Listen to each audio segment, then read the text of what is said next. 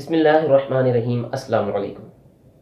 آج مجھے بخار ہے، میں ظہر کی نماز نہیں پڑھ سکتا، یا میں کرکٹ کھیل کھیل کر تھک چکا ہوں اس لیے میں مغرب کی عشاء کی نماز نہیں پڑھ رہا۔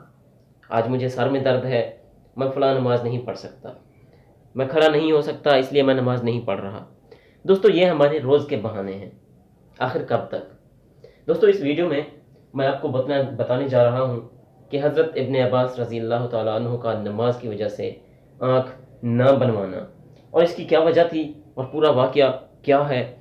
دوستو، عبداللہ بن عباس رضی اللہ تعالیٰ عنہ کی آنکھ میں جب پانی اتر آیا تو آنکھ بنانے والے حاضر خدمت ہوئے، جو کہ طبیب تھے، ڈاکٹر تھے، اور عرض کیا کہ اجازت ہو تو ہم آنکھ بنا دیں، لیکن اس میں جو مشکل ہے وہ یہ ہے کہ آپ کو 5 دن تک احتیاط کرنا پڑے گی کہ جو سجدہ ہے نماز کا بجائے زمین کے کسی اونچی لکڑی پر کرنا ہوگا۔ تو دوستو، آپ جانتے ہیں کہ ان کا جواب کیا تھا؟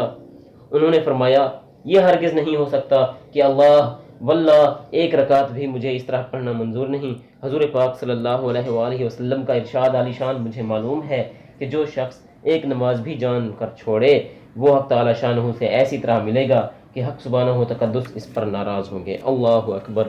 اتنی احتیاط دوستو!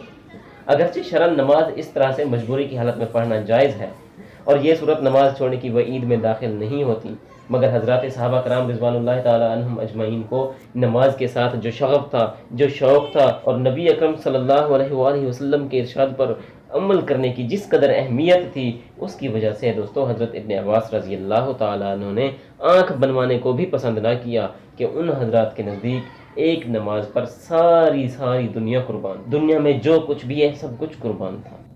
دوستو، آج ہم بے حیائی سے جو چاہے ان مر مٹنے والوں کی شان میں منہ سے نکال دیتے ہیں، گستاخیاں کرتے ہیں۔